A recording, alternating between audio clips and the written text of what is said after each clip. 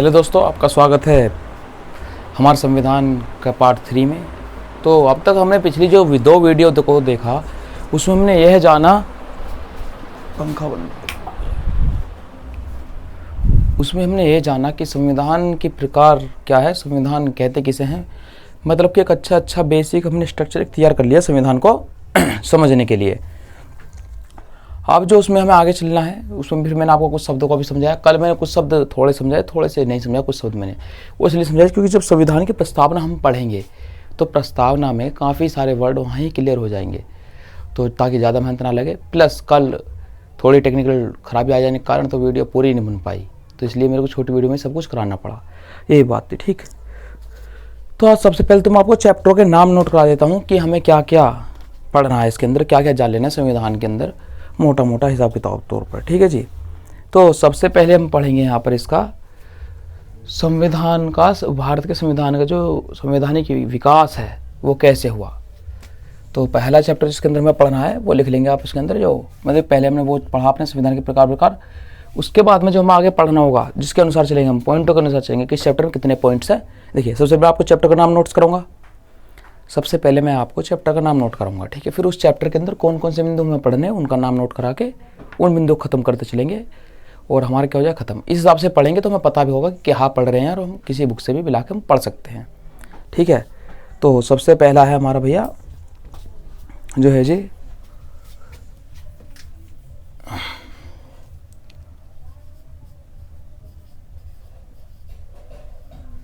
भारतीय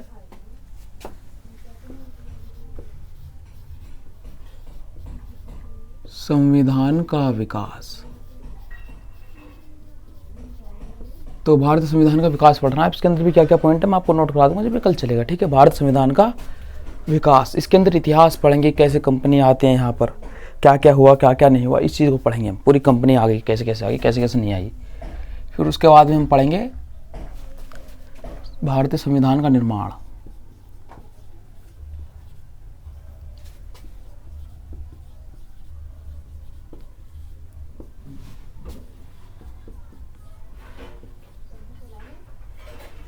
कि निर्माण कैसे कैसे हुआ,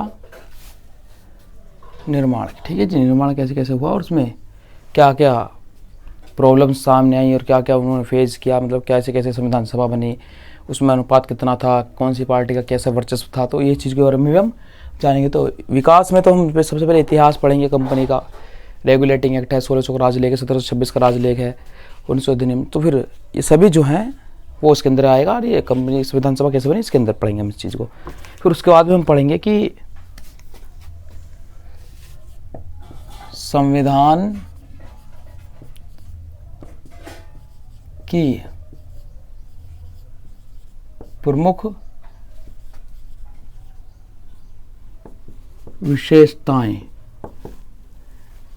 अब जो विशेषताएं हैं उन्हें जाने के क्या क्या हमारे जो इंडियन कॉन्स्टिट्यूशन है, भारतीय संविधान जो है उसमें हमारा क्या क्या विशेषताएं हैं, क्या क्या विशेषताएं उसमें, हम इन चीज़ों को भी पढ़ेंगे। फिर उसके बाद में हम एक चीज़ का मतलब समझेंगे, संविधान की प्रस्तावना।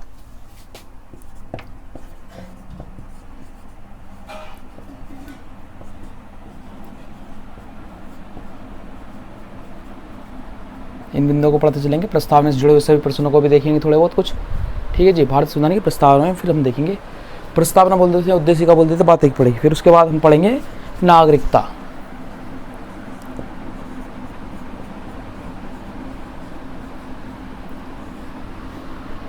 नागरिकता के बारे में थोड़ा बहुत जानेंगे। फिर उसके बाद में फिर नागरिकता के बारे में हम जानेंगे। फिर मूल अधिकार,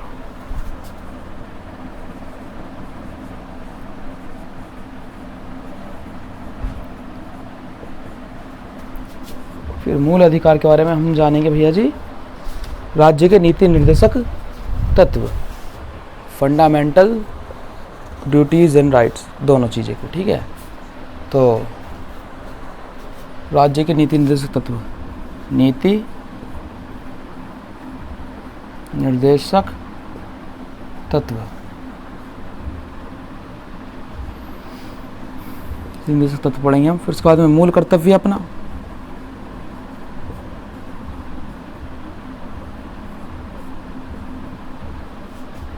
अब जो आपका मूल कर्तव्य है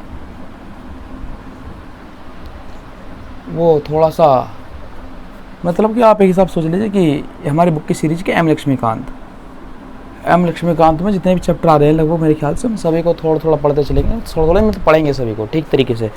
मगर हम जो मटेरियल जो प्रोवाइड कराएंगे, जो आपको मटेरियल मैं बताऊंगा थोड़ा सा, वो एम लक्ष्मीकांत से थोड़ा सा क्या होगा, एक्स्ट्रा होगा, ठीक है, वो पॉइंट्स वाइज भी होगा, ठीक है जी। मूल कर्तव्य पढ़ेंगे, फिर पढ़ेंगे हम संविधान में संशोधन, संघ और उसके राज्य क्षेत्र भी यहीं आ जाएगा आपका, ठीक है, इनमें आ जाएगा कहीं ना कहीं, संविधान में संशोधन,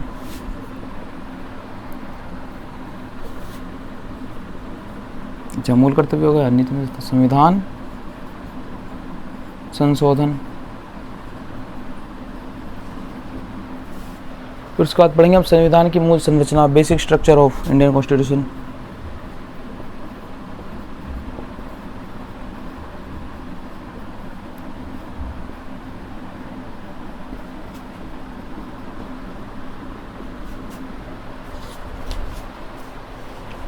फिर इतना पढ़ने के बाद में फिर हम पढ़ेंगे, ये तो हो गया इतना जो हमें संविधान में पढ़ना है। संविधान में हमें इतनी चीज़ें पढ़नी फिलहाल में, तो संविधान के अंतर्गत इतनी ही चीज़ें हमें पढ़ेंगे। फिर उसके बाद हम जो कुछ और चीज़ें पढ़ सकते हैं, चाहे तो आप कि आपात उपबंध, आपात कहाँ है हमारे, तो उन्हें समय समय पर हम बता दिया करेंगे, ऐड कर दिया करेंगे, ठीक है। आपात पढ़ सकते हैं इसमें हम अपना,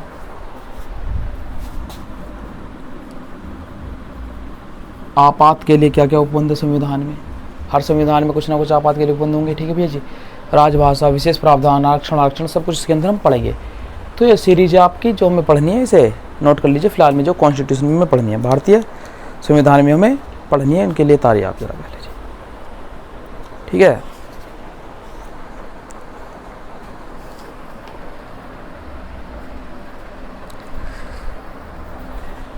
नोट कर लीजिएगा।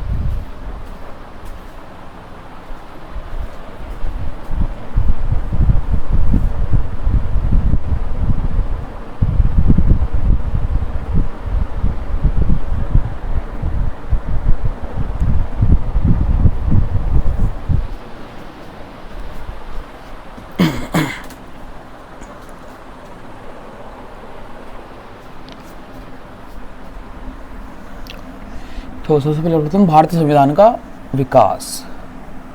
अब जो विकास है,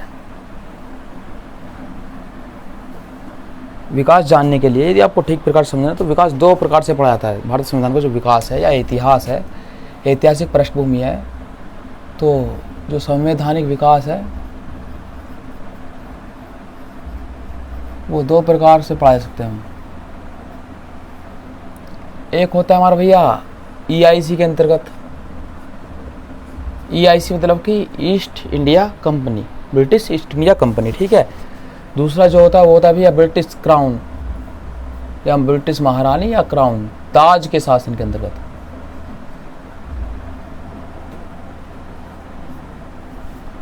अब यहाँ पर थोड़ा सा हम समझेंगे कि कंपनी, अगर आप पूरा जान सकते हैं कि कंपनी कैसे, कंपनी जो ब्रिटेन से पश्चिमी देशों के साथ व्यापार करने के लिए आई थी, वो किस प्रकार यहाँ की सत्ता हथिया बैठी या फिर यहाँ पे कब्जा कर बैठी।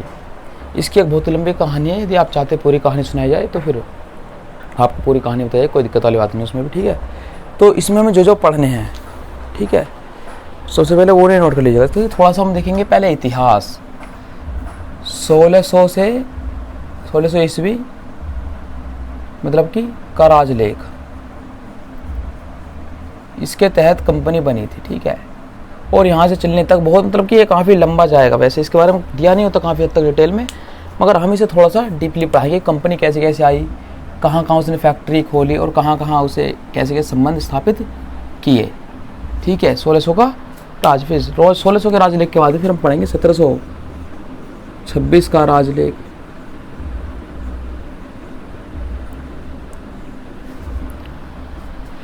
1726 का पढ़ेंगे। फिर 1726 के बाद पढ़ेंगे 1773 का रेगुलेटिंग एक्ट,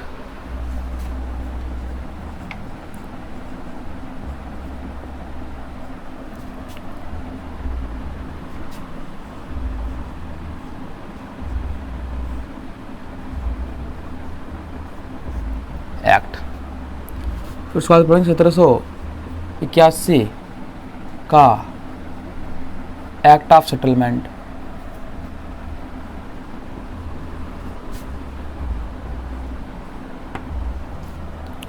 फिर 1784 का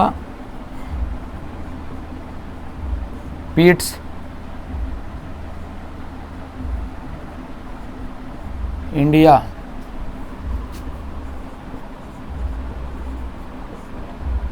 एक्ट। ठीक है जी। 1784 का आदमी पीट्स इंडिया। फिर बोलेंगे चार्टर एक्ट 1813 का।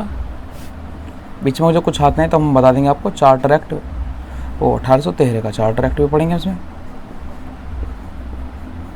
अरे चार्टर क्या, ये बताया जाएगा आपको। और फिर उसके बाद में पढ़ेंगे 1833 का चार्टर एक्ट। 1833 में चार्टर एक्ट आया था।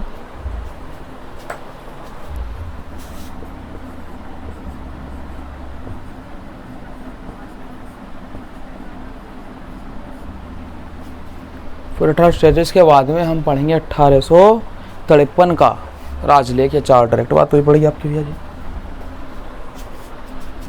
ये राजलेख चार्टर एक ही है सेम। चार्टर एक्ट इस प्रकार हम कह सकते हैं कि 1600 से लेकर 1853 तक किसका शासन रहा भारत पर? ईस्ट इंडिया कंपनी का शासन रहा। हकीकत में वास्तविकता यह है कि ईस्ट इंडिया कंपनी का शासन रहा नहीं, इसके जरिए वहाँ ब्रिटेन की सरकार का ही शासन था। ठीक है, ब्रिटेन की महारानी का ही शासन था, मगर वो जो मुख्य रूप से सामने जो भूमिका थी वो EIC की थी। वो पर्दे के पीछे से खेल रही थी, एक हिसाब से समझ लीजिएगा आप। ठीक है। फिर दूसरी हमें चीज़ पढ़ेंगे ताज के शासन के अंतर्गत, कि जब ब्रिटेन की महारानी 1857 की क्रांति के बाद 1858 में सीधी घोषणा कर देते हैं कि अब शासन ब्रिटेन की सरकार के हाथ में होगा और ईस्ट इंडिया कंपनी को समाप्त कर देती है, तो तब कौन कौन से अधिनियम आए? तो सबसे पहले उसके बाद हमें पढ़ना है भैया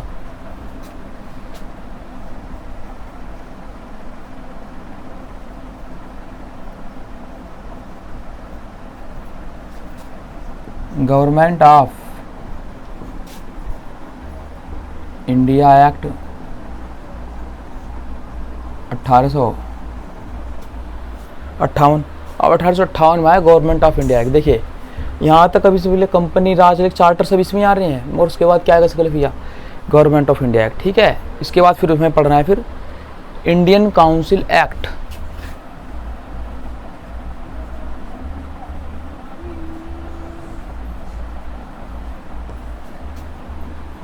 तो काफ़ी लंबी वीडियो बन जाएंगी इन पर मेरे ख्याल शायद। इंडियन काउंसिल एक्ट 1861 शायद 61 यहाँ 1861 में हुआ था इंडियन काउंसिल एक्ट। ठीक है जी। फिर उसके बाद में पढ़ना है भैया इंडियन काउंसिल एक्ट 1892 वाला। इंडियन काउंसिल एक्ट 1892 वाला। इंडियन काउंसिल एक्ट 1892 वाले पढ़ना है। फिर उसके बाद में पढ़ता है भारत परिषद अधिनियम 1909।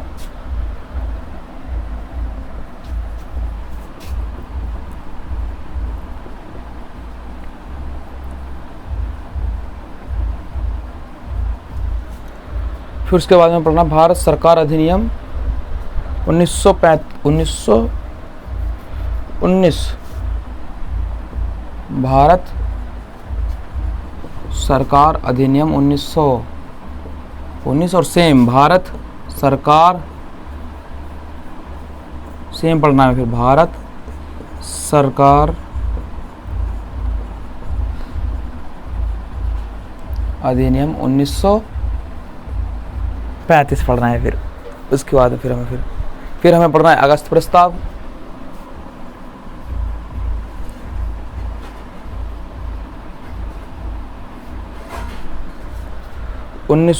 चालीस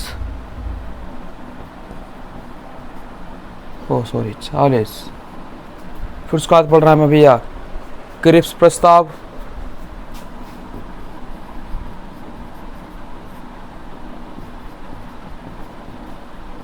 उन्नीस 1942 फिर हमें पढ़ना है कैबिनेट मिशन।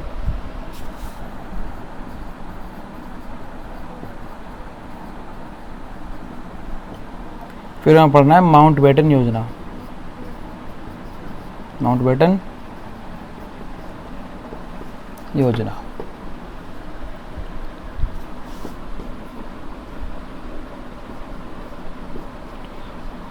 सैतालीस। तो मतलब कि हम यहाँ कह सकते हैं, यहाँ से जो आपके हाथ में रहा, यहाँ से रहा कि 1858 से लेकर 1947 तक EIC मतलब कि ब्रिटेन की महारानी विक्टोरिया, या फिर मैं कहता हूँ ब्रिटिश क्राउन के हाथ में हमारा क्या रहा भैया, शासन रहा था। ये हमें ये एक्ट पढ़ने, इसके अंतर्गत जो पहला हमें, आपको मैंने पहले लिखवा है कि ऐतिहासिक जो विकास है, संविधान का ऐतिहासिक विकास, उसके अंदर हमें पहले ये चीज़ें पढ़नी पड़ेंगी। ठीक है भैया जी। जब उसके अंदर हम चीज़ों को पढ़ लेंगे, पहले कंपनी के बारे में जान के पूरा, ये थोड़ा सा डीपली जाएगा 1600 का राजलेख, फिर उसके बाद में बाकी समय पॉइंट विशेषता सभी की लिखाएंगे, पॉइंट वाइज भी लिखा देंगे, नोट भी कराएंगे। ठीक है। गवर्नमेंट ऑफ इंडिया एक्ट यही पढ़ना है हमें, ये सभी हमें पढ़ के माउंटबेटन योजना तक। देखिए संविधान नहीं बनाया अभी तक, 1947 तक आज़ादी मिली है उस भारत को। ठीक है। तो एक अलग बन गया है देश भारत इस टाइम पे, पाकिस्तान का बंटवारा भी हो चुका है, तुमने देखा होगा पहले। ठीक है। तो इन सब चीज़ों को हम इसके अंतर्गत पढ़ेंगे विस्तार से। तो सबसे पहले आप इन्हें नोट कर लीजिएगा।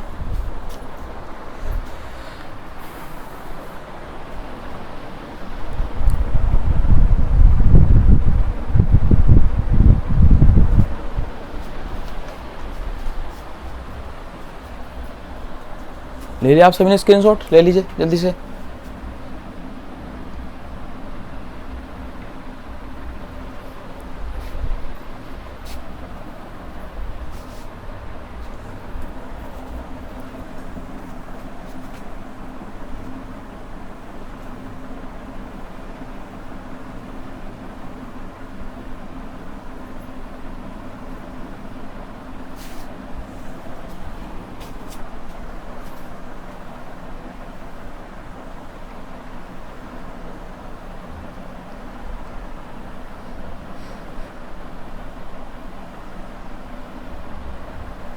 चलिए जी, अब उन पॉइंटों के अंदर भी सबसे पहले हमें जो पॉइंट पढ़ना है वो है आपका 1600 का राजलेख।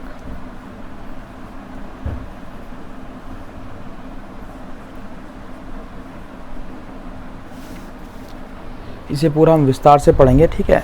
ये समझिए कि जो 1600 का राजलेख है, समझिए काफ़ी समय पहले ब्रिटेन में एक कंपनी बनती है जिसका नाम था जॉन कंपनी। ठीक है।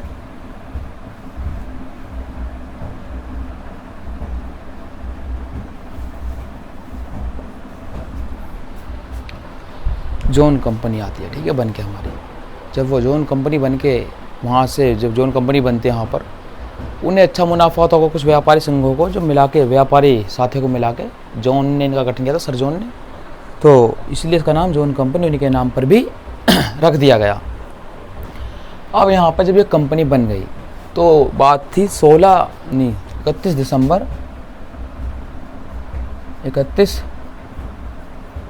दिसंबर 1600 ईस्वी की बात थी। तो जॉन कंपनी वाले जो जितने भी लोग बाग थे, सदस्य थे, ये सभी ब्रिटेन की महारानी के पास गए। ये कहा कि भाई उस समय तक देखिए भारत की खोज तो पहले हो चुकी थी, वास्को डी गामा पुर्तगाली आ चुके थे पहले। तो उन्होंने जब दूसरे देशों को व्यापार करते देखा, दूसरे अन्य लोगों को व्यापार करते देखा, तो उन्हें लगा कि भाई हमें भी मौका आजमाना चाहिए बाहर व्यापार करने का। ठीक है। भारत के मसाले बहुत ज़्यादा प्रसिद्ध थे, भारत मसालों के लिए प्रसिद्ध था। ठीक है। तो फिर इन्हें यहाँ पे जब मसाले के लिए, प्लस यहाँ के जो रेशम था, रेशम का व्यापार भी अच्छा था यहाँ पर, मतलब कि जो कपड़े थे वो यहाँ के अच्छे थे, डिजाइनरी जो थी कारीगरी कपड़ों की, वो बहुत ही महंगा जाता था विदेशों में भी। ठीक है। वो बात लगे ब्रिटेन में खुद कपड़ों की औद्योगिक क्रांति हो चुकी थी, तो वहाँ के कपड़े थे, मगर हमारे कपड़ों की जो हाथों की कारीगरी थी, उनकी कारीगरी मशीनें भी नहीं कर सकती थी कई बार। तो सबसे बड़ी बात है वो मसाले, अहम जो बात है मसाले। तो जब 1600 में ये कंपनी आई, इसने इंग्लैंड की महारानी एलिजाबेथ से, एलिजाबेथ फर्स्ट, कौन, एलिजाबेथ फर्स्ट से स्वीकृति प्राप्त करी। एलिजाबेथ फर्स्ट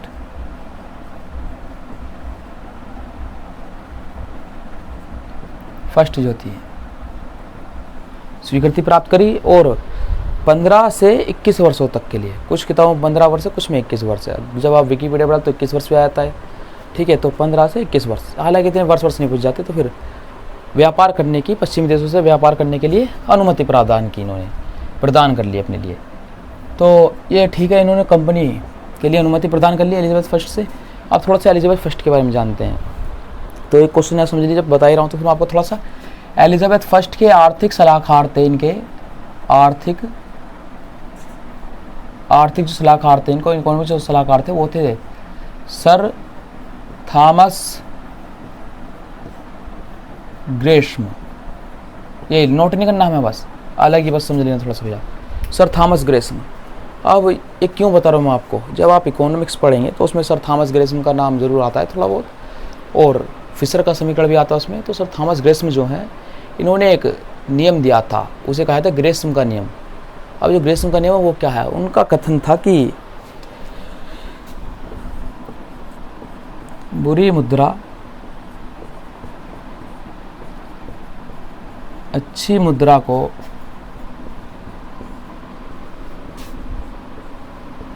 चलन से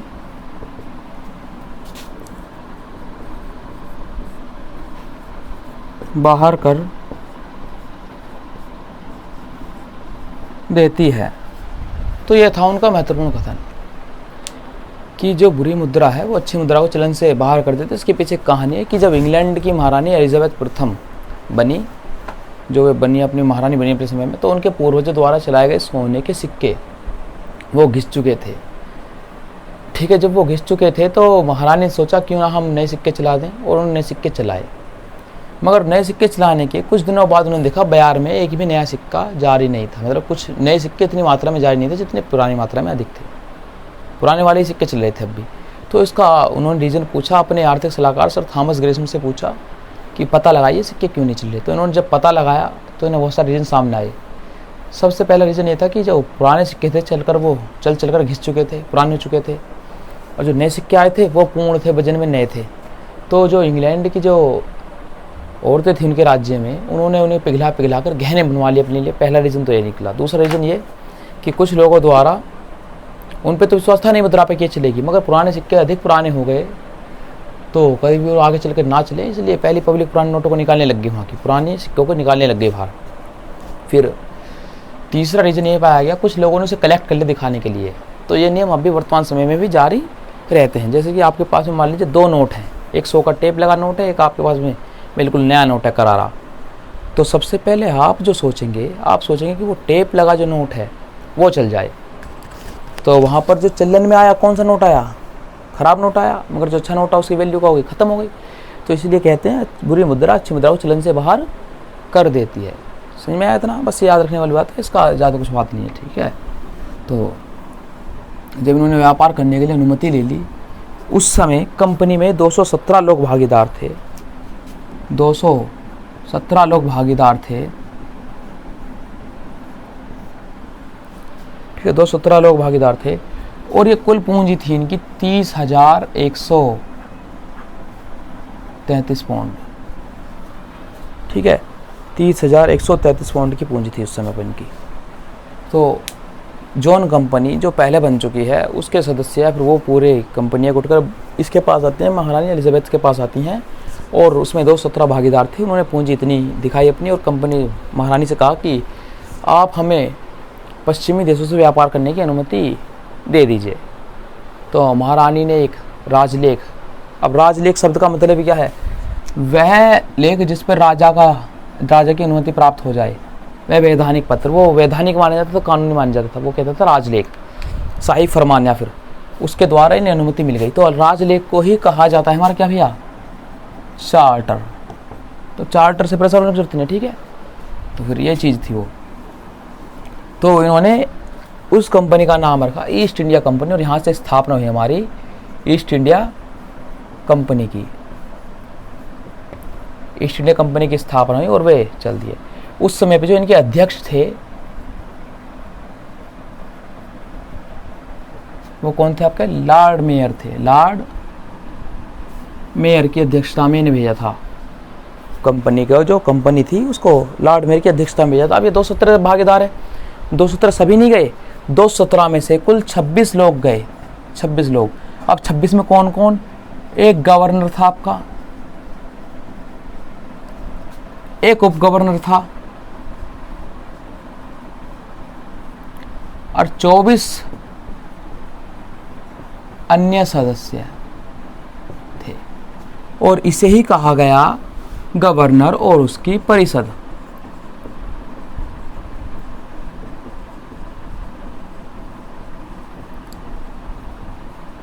गवर्नर और उसकी परिषद इसे कहा गया।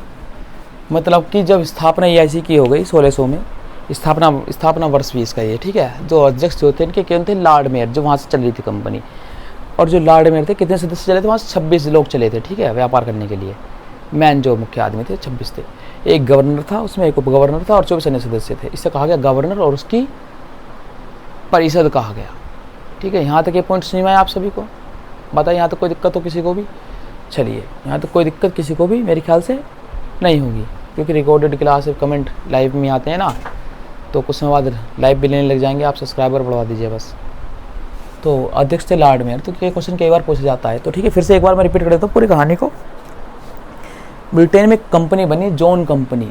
जॉन कंपनी ने कुछ समय तक व्यापार किया। अच्छा खासा चलने के बाद व्यापार, जब उन्होंने भारत से मसाले ले जाने के बारे में सुना अन्य देशों को, और व्यापार करते हुए देखा, सुना जब कि अच्छा मुनाफा हो रहा है मसाले इसके से और भी बहुत सारी चीज़ों से, तो उन्होंने क्या काम किया, वो इंग्लैंड की महारानी एलिजाबेथ प्रथम के पास में गए और उन्होंने एक कंपनी की स्थापना की। उस कंपनी में 217 भागीदार थे और उस कंपनी की कुल पूंजी थी 30,133 पाउंड। और इंग्लैंड की महारानी एलिजाबेथ ने कंपनी की स्थापना की, उन्हें अनुमति दे दी और व्यापार करने की पश्चिमी देशों से उन्हें क्या दे दी?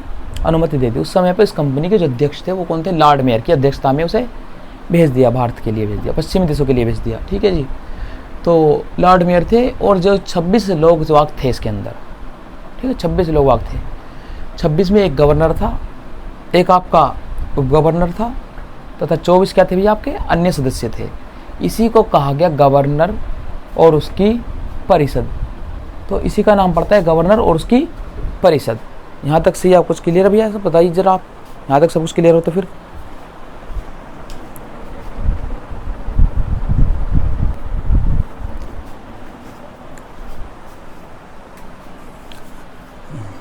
तो नोट कर लीजिए से भैया, ठीक है। गवर्नर और उसकी परिषद। और आगे चलकर इसी का नाम पड़ गया हमारा, आगे चलकर पढ़ा, अभी नहीं पढ़ा इसका नाम, आगे चलकर पढ़ेगा BOD, मतलब कि बोर्ड्स ऑफ डायरेक्टर्स, ये ऐसे हम बोलते हैं हिंदी में, निदेशक मंडल। इसी का नाम पड़ा था हमारा भैया, निदेशक मंडल।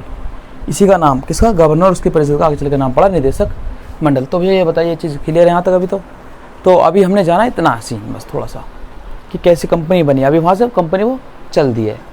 फिर आप ये बताइए कि इसके बीच में आज मैं इस वीडियो को इतना ही रखता हूँ। आप इस वीडियो के कमेंट में ये बताइएगा कि आपको इससे आगे क्या क्या हुआ, मतलब कि कैसे कैसे हुआ, कंपनी कहाँ उतरी, कैसे कैसे उसने धीरे धीरे कब्जा किया, वो सब कुछ जानना है। तो मैं बताऊँ ना, तो 1600 के बाद में सीधा मैं 1726 का राजलेख भी शुरू कर सकता हूँ, उससे थोड़ा जल्दी हो जाएगा पॉलिटिकल साइंस। अगर आप डिटेल से जानना चाहते हो कि क्या क्या हुआ, कैसे कंपनी उतरी, राज हमारे से कैसे अनुमति ली व्यापार करने की, और कैसे कैसे व्यापारिक सत्ता व्यापार से उसका रुख एक सिक्योरिटी काउंसिल की तरफ और सिक्योरिटी काउंसिल से वो अलग अलग हिसाब किताब वो चलते अपना उसने सत्ता कब्जा ली, मतलब सिक्योरिटी देने लगी थी यहाँ पर ये। तो यह है 1600 का राजलेख, इसे नोट कर लीजिए भैया। यदि आपको चाहिए तो आज वीडियो के कमेंट कर दीजिएगा आप, मैं आपको आगे का पार्ट दे दूँगा कल। धन्यवाद।